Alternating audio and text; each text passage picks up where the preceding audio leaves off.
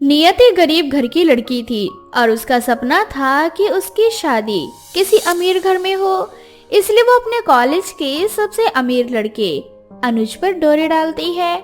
ऐसे ही एक दिन अनुज कैंटीन में अकेला खा रहा होता है। तभी नियति अपना खाना लेकर उसके पास बैठ जाती है और अनुज से कहती है, तुम्हें यहाँ अकेला बैठा देखा तो मुझे अच्छा नहीं लगा। वैसे तुम कॉलेज के सबसे अमीर लड़के हो और ये कॉलेज भी तुम्हारे ही पिताजी का है। फिर तुम यहाँ इस तरह से अकेले अकेले क्यों रहते हो? तुम्हारा कोई दोस्त नहीं है क्या? अगर यहाँ बैठकर खाना खाना है तो चुपचाप से खाओ। और एक बात, मुझे दोस्त बनाने पसंद नहीं और ना ही मुझे अपने पिताजी का ये कॉलेज पसंद है, समझे तुम? अनुज की बेरुखी देखकर नियति को बहुत गुस्सा आता है, पर नियति हार नहीं मानती और उसकी इस बेरुखी को प्यार में बदलने की कोशिश करती है। अब इसी तरह से हर रोज नियति उसके साथ खाना खाती और उससे बातें करने की कोशिश करती। देखो अनुज, मुझे नहीं पता कि तुम किसी से बात क्यों नहीं करते और मुझे बिल्कुल भी अच्छा नहीं लगता जब तुम यहाँ अकेले बैठे रहते हो। क्या हम दोस्त नहीं बन सकते? और वैसे भी इस कॉलेज में मेरा कोई दोस्त नहीं है क्योंकि मैं गरीब हूँ और इस कॉलेज में एडमिशन मेरा स्कॉलरशिप के जरिए हुआ है। तो वैसे ही मेरा लोग बहुत मजाक बनाते हैं। नियति की बातें सुनकर अनुज को उससे हमदर्दी होने लगती है और वो भी उससे बात करने लगता है। देखते ही देखते कुछ महीने बीत जाते हैं और अब नियति अनुज को अपने प्यार के जाल में फंसा लेती है। और ऐसे ही एक दिन नियति और अनुज पार्क में मिलते हैं, जहां अनुज उससे शादी करने की बात करता है। मैंने कभी सोचा नहीं था नियति कि मुझे किसी से प्यार होगा, पर जब से तुम मेरी जिंदगी में आई हो, मेरी जिंदगी में खुशियां आ गई हैं। क्या तुम मुझसे शादी करोगी? यही तो मैं चाहती थी। हाँ अनुज, क्यों नहीं? आखिर मैं भी तो तुमसे प्यार करती हूँ ना। और वैसे भी इसी दिन का मुझे बहुत ज्यादा वेट था। अब अनुज बिना अपने पिता शंकर को कुछ बताए नियति से शादी करके उसे अपने घर लेकर आता है। पर जैसे ही शंकर की नजर नियति पर पड़ती है, वो उस पर लाइन मारने लगता है। अरे वाह बेटा, तू लड़की तो बहुत अच्छी लाया है। इतनी अच्छी लड़की तो आज तक मैं भी नहीं ढूंढ पाया। पिताजी, आप अपनी हद में रहिए। ये बहू है आपकी? अरे बेटा, मैं जानता हूँ ये मेरी बहू है। मुझे तो खुशी है इस बात की कि तू अपने बड़े भाई की तरह अपनी बीवी के साथ घर छोड़कर नहीं गया, बल्कि मेरा ख्याल रखते हुए अपनी बीवी को इस घर में लेकर आया। बस कीजिए पिताजी। और नियति, तुम मेरे साथ कमरे में चलो और एक बात याद रखना, पिताजी से दूर रहना। अनुज के पिता एक नंबर के ठरके इंसान थे। बस यही वजह थी कि शंकर का बड़ा बेटा अपनी बीवी के साथ वो घर छोड़कर चला गया, पर अनुज कोई काम नहीं करता था। बस इसलिए बेरोजगारी के चलते अनुज नियति को अपने घर लेकर आता है। पर जब नियति को पता चलता है कि सारी दौलत और ऐशो आराम उसके ससुर के नाम है, तब नियति की भी नीयत फिसलने लगती है। नियति, तूने तो गलती कर दी। तुझे इस निठल्ले को नहीं बल्कि इसके बाप को फंसाना चाहिए था। पर कोई बात नहीं, अभी भी देर नहीं हुई है। तेरा ससुर तुझ पर पहले से ही फिदा है। क्या पता मेरे जाल में फंस जाए। अब नियति आते ही अपने ससुर पर लाइन मारने लगती है और क्योंकि शंकर भी ठरकी होता है, इसलिए वो भी अपनी छोटी बहू के सारे चालों को समझ जाता है। ऐसे ही एक दिन जब अनुज घर पर नहीं होता, तो नियति अपने ससुर के लिए चाय बना कर ले जाती है और अपने ससुर के करीब जाकर अपने ससुर से कहती है, ससुर जी, आप ना बहुत अट्रैक्टिव हैं और वैसे भी 70 की उम्र में ना 17 के नजर आते हैं। बेवकूफ मेरा बेटा तुम पर कितना विश्वास कर रहा है, पर तुम तो मुझ पर लाइन मार रही हो। पर मुझे फर्क नहीं पड़ता तुम मेरी छोटी बहू हो या बड़ी बहू, मुझे तो बस अपनी अय्याशी से मतलब है और मैं जानता हूँ तुम्हें मेरी दौलत से मतलब है। अब क्या करूँ भगवान जी, ये बुढ़ा तो बहुत तेज है। इसे तो मेरी चाल का पता चल गया। अरे जाने मन, घबरा क्यों रही हो? अब जब तुम मेरे इतना करीब आ ही गई हो तो मेरी बाहों में भी आ जाओ। वैसे भी कुछ सालों बाद मैं मर जाऊंगा और मेरी सारी दौलत मेरे दोनों बेटों के नाम हो जाएगी।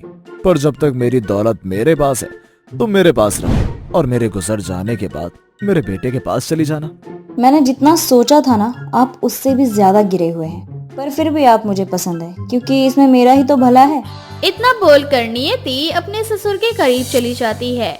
इसी तरह से बेचारा अनुज नौकरी की तलाश में बाहर दर बदर के ठोकरे खाता, तो वहीं दूसरी ओर नियति अनुज की गैर मौजूदगी में अपने ससुर के साथ रहती और उसके प्यार से खेलती। ऐसे ही कुछ महीने बीत जाते हैं और एक रात जब थका हारा अनुज घर आता है तो वो देखता है कि उसकी बीवी नियति उसके पिताजी की बाहों में है। पिताजी, ये सब क्या है? नियति, सच कहना, पिताजी ने तुम्हारे साथ जबरदस्ती की है ना?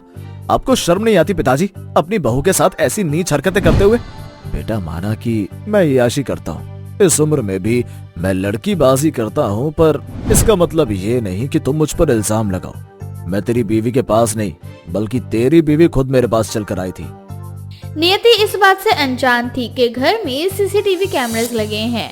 अब शंकर के कहने पर अनुज सीसीटीवी कैमरा चेक करता है और उसे देखने के बाद उसे नियति का सच पता चल जाता है।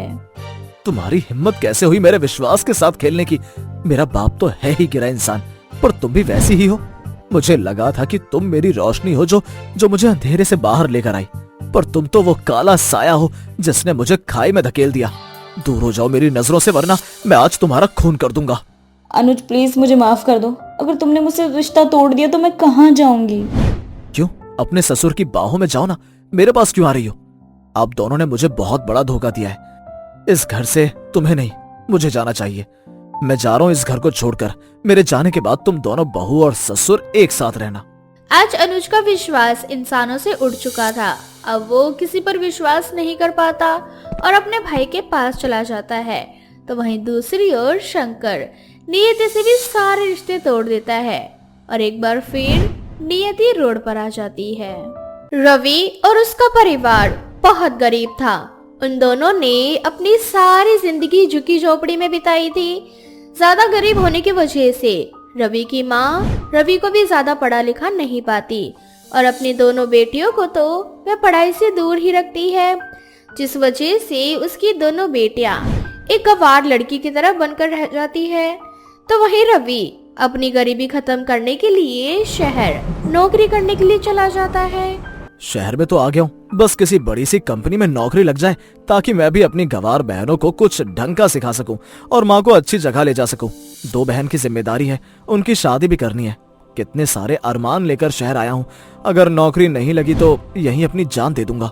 रवि की ये बात सपना नाम की एक लड़की सुन लेती है और उसे गलतफहमी हो जाती है कि रवि मरने जा रहा है। अब क्या था, सपना उसकी जान बचाने के लिए उसके पास जाती है और उसे समझाने लगती है। अरे यार, तुम इतने जवान हो, इतने हैंडसम हो, फिर भी मरने के बारे में सोच रहे हो। अरे तुम जैसे लड़के ना मरने के लिए नहीं बने। और बताओ तुम्हें क्या दिक्कत है, क्यों मरना चाहते हो? तुम पागल वागल हो गए हो क्या जो मरना चाहते हो? मैडम, लगता है आपको कोई गलतफहमी हुई है। मैं यहाँ मरने नहीं आया, बल्कि नौकरी की तलाश में आया हूँ। अच्छा, तो तुम्हें नौकरी करना है, नौकरी के लिए तुम ये सब कर रहे हो। अगर मैं कहूँ कि तुम्हारे लायक मेरे पास नौकरी है तो क्या तुम मेरी कंपनी में जॉब करोगे? सपना एक बहुत अमीर बाप की बेटी थी और उसने ही अपने पिताजी का बिजनेस संभाला हुआ था। अब जैसे ही सपना रवि को नौकरी ऑफर करती है, रवि बिना कोई सवाल किए नौकरी के लिए हाँ कर देता है। अब समय यूं ही बीतता जाता है और वो दोनों एक दूसरे को पसंद करने लगते हैं। रवि, मुझे ये समझ में नहीं आता कि आखिर तुम्हारी प्रॉब्लम क्या है। तुम मुझसे इतना प्यार करते हो और फिर भी मुझसे शादी नहीं करना चाहते। सपना, मैं तुम्हें धोखे में नहीं रखना चाहता। मैं बहुत गरीब हूँ, गांव में रहता हूँ, झुग्गी झोपड़ी में। कहाँ तुम और कहाँ मैं। क्या अभी तुम मुझसे शादी करने के लिए तैयार हो? बोलो।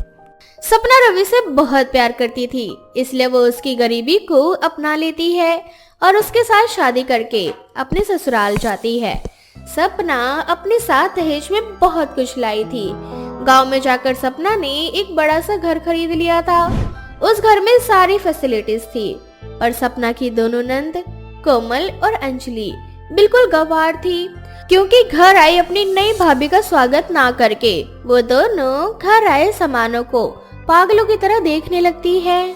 भाभी, तुम अपने साथ और क्या क्या लाई हो? आज से पहले इतना बड़ा घर मैंने कभी नहीं देखा। और ये डब्बा कैसा है? अरे पागल अंजलि, तुझे अभी तक एक ही डिब्बा देखा है? देख इस घर में कितने सारे डिब्बे, कोई बड़ा कोई छोटा, कोई डब्बा रंगीला। देख देख। बेअकल लड़कियों, सच में तुम बिल्कुल गंवार हो। तुमसे ठीक तो मैं हूँ। ये सब डिब्बे नहीं है, घर के सामान है। और तुम्हारी भाभी अभी नई नई आई है, पहले उनके घर आने का स्वागत करो, उसके बाद घर आए डिब्बों को निहारना। माँ आप तो हमसे ठीक ही होंगी ना, क्योंकि आप भी तो पहले अमीर थी, पर हम तो शुरू से ही गरीब हैं। हमने आज से पहले ये सारी चीजें कभी नहीं देखी। अपनी दोनों नंद की ऐसी बातें सुनकर सपना का सारा गुस्सा ठंडा हो जाता है और सपना टीवी चलाकर अपनी दोनों नंद से कहती है, अंजलि, तुम मुझसे पूछ रही थी ना कि ये डब्बा कैसा है। इस डब्बे को टीवी कहते हैं और इसके अंदर तुम फिल्म, गाने और कुछ सीरियल सब कुछ देख सकती हो और इससे ना तुम कभी बोर नहीं होगे। अंजलि की दोनों नंदे टीवी को घूर घूर कर देखने लगती है। इसी तरह से कुछ दिन बीत जाते हैं और एक दिन कोमल देखती है कि वॉशिंग मशीन में अपने आप कपड़े धुल रहे हैं। अपने आप कपड़े धोता देख कोमल अपनी भाभी से कहती है, भाभी, ये आप हमारे घर में कैसा राक्षस उठा कर ले आई? ये तो हमारे कपड़ों को खा रहा है। जल्दी से इस राक्षस को बोलो हमारे कपड़े बाहर निकाले। ये दोनों सच में गंवार हैं या पागल है? सपना, अपना गुस्सा ना कंट्रोल कर ले। आज से पहले तूने कभी ऐसी चीजें नहीं देखी और वैसे भी तूने ही तो कहा था रवि से कि तुझे कोई प्रॉब्लम नहीं होगी। अब जो करना है तुझे ही करना होगा। भाभी आपने सुना नहीं कोमल ने क्या कहा? आप क्या चाहती हो, हमारे सारे कपड़े फटे जाएं? अंजलि, कोमल, ये वॉशिंग मशीन है, ये कोई राक्षस नहीं है। और आज से पहले तुमने कभी वॉशिंग मशीन नहीं देखी ना, इसीलिए तुम ऐसे बोल रही हो। इसमें गंदी चीजें साफ हो जाती है। क्या गंदी चीजें? मैं समझ गई भाभी। एक मिनट, आज मैं सारी गंदी चीजें इस वॉशिंग मशीन में धो देती हूँ। आपको घर के काम करने की जरूरत नहीं पड़ेगी फिर। इतना बोलकर कोमल घर के सारे गंदे बर्तन, जूते, कपड़े, यहाँ तक कि घर की घड़ियां तक भी वॉशिंग मशीन में डाल देती है, जिस वजह से वॉशिंग मशीन खराब हो जाता है और सपना अपने गुस्से पर कंट्रोल नहीं कर पाती। तुम दोनों गंवार नहीं बल्कि पागल हो। तुम जैसे गंवार मैंने कभी नहीं देखा अपनी जिंदगी में। अरे माना कि तुमने कभी वॉशिंग मशीन, टीवी, फ्रिज ये सब नहीं देखा, पर इसका मतलब ये नहीं ना कि समझाने के बाद भी तुम समझो ना और सामान को बर्बाद कर दो। आज सपना का गुस्सा निकल जाता है। सपना अपनी दोनों नंद को भला बुरा कह रही होती है कि तभी वहाँ रवि आ जाता है। रवि को देख सपना की बोलती बंद हो जाती है। तो वहीं दूसरी ओर सपना की दोनों गंवार नंद अपने भाई के सामने बच्चों की तरह रोने लगती है। भैया देख रहे हो तुम कैसे भाभी हमें भला बुरा सुना रही है और हमारी गरीबी का मजाक बना रही हैं। सपना, तुम मेरी दोनों बहनों को भला ऐसे कैसे बोल सकती हो? मैंने तुम्हें सब बताया था ना कि हम कितने गरीब हैं। मेरी बहनों ने आज से पहले ये सब चीजें नहीं देखी, इसलिए इस तरह की हरकतें की। पर तुम तो समझदार हो, तुम इन्हें सिखा भी तो सकती थी। इस तरह से रवि सपना को डांटने लगता है। ये देख रवि की दोनों बहनों को बड़ा मजा आता है और वो दोनों सोफे के ऊपर कूदने लगती है। भैया अब रहने दो, मत डांटो भाभी को। गलती हमारी भी है, हमने इतनी महंगी चीज जो खराब कर दी। वैसे भैया ये जो भी चीज है बहुत अच्छी है। मुझे और अंजलि को इस पर कूदने में बहुत मजा आता है। भाभी हमें माफ कर दो, हमारी वजह से आपका राक्षस खराब हो गया। अंजलि, कोमल, ये सब क्या है? मैंने तुम्हें उस दिन भी समझाया था ना कि बेड पर और सोफे पर इस तरह से नहीं कूदते। और टीवी क्यों चल रहा है जब तुम देख ही नहीं रही हो? और तुम दोनों ने फ्रिज भी खुला छोड़ रखा है। ये सब क्या है? ऐसे चीजें खराब हो जाती हैं। अपनी बहनों की गंवार हरकतें देखकर अब रवि भी अपनी बहनों को डांटने लगता है और तभी वहाँ रवि की माँ आ जाती है। बेटा रवि, जब तुझे अपनी बहनों को इस गंवार हरकतों को देखकर गुस्सा आ रहा है तो सोच बहू को कितना गुस्सा आता होगा। जब तुझे इतना गुस्सा आया तो बहू के गुस्सा करने पर तूने उसे इतना क्यों भला बुरा कहा? अरे आखिर ये कहाँ का इंसाफ है बेटा? माँ, मैं सपना को भला बुरा नहीं बोल रहा था। मैं तो बस यही कह रहा था कि वो मेरी बहनों को गंवार कहने से पहले उनकी हालत को समझे और उसे यहाँ अपनी तरह रहन सहन तौर तरीके सिखाए। रवि, जब तू अपनी बहनों को कुछ सिखा नहीं सकता तो अपनी बहू अपनी गंवार नंदों को क्या सिखा पाएगी? और एक दिन अपनी बहन को झेलने पर तूने उन्हें डांटना शुरू कर दिया। सोच, बहू तो अभी नई नई है और ये जब से आई है तब से वो अपनी गंवार नंदों को झेल रही है। बहू की गंवार नंदे सारा सामान तहस नहस कर देती हैं, वॉशरूम गंदा कर देती हैं, तकिया फाड़ कर उनके साथ खेलने लगती हैं। सोच, बहू इतने दिनों से ये सब कुछ कैसे बर्दाश्त कर रही थी? मैं गंवार नहीं हूँ क्योंकि मैं अपने मायके में बड़ी अमीर थी। मैंने ये सारी चीजें देखी हैं, पर अफसोस मेरी बेटियों ने नहीं देखी, जिस वजह से वो गंवार रह गईं। माँ जी, आप रवि को कुछ मत बोलिए। उन्होंने अपनी बहन और अपने परिवार के लिए बहुत कुछ किया है और मैंने ही उनसे वादा किया था कि मैं सब कुछ ठीक कर दूंगी। अब मैं ही अपनी गंवार नंद को गंवार नहीं रहने दूंगी, उन्हें तौर तरीके, रहना सहना सब कुछ सिखाऊंगी। इस तरह से रवि को अपनी गलती का एहसास होता है और सपना सबसे पहले अपनी नंद को पढ़ाती है। धीरे धीरे सपना की दोनों गंवार नंद सब कुछ सीख जाती है। सुमित्रा के सबसे छोटे बेटे अनुज की शादी फिक्स हो जाती है कोमल नाम की लड़की से। कोमल दिखने में बहुत सुंदर थी, साथ ही अच्छा खासा दहेज भी लेकर आई थी, जिस कारण सुमित्रा हर वक्त अपनी छोटी बहू की तारीफ करती। ऐसे ही एक दिन सुमित्रा अपनी बड़ी बहू शिल्पा से कहती है, अरे शिल्पा, जल्दी से घर का काम कर ले। शाम को ना तेरी सबसे छोटी देवरानी कोमल के लिए ना हार लेना है और ना सारा जेवर लेना है, तो जरा मेरे साथ चल। ठीक है माँ, मैं चल दूंगी, लेकिन आप सिर्फ अपनी छोटी देवरानी को ही जेवर दिलवाओगी या हमें भी कुछ मिलेगा? आखिर शादी तो हमारे देवर की है, हम भी तो अच्छे लगने चाहिए ना।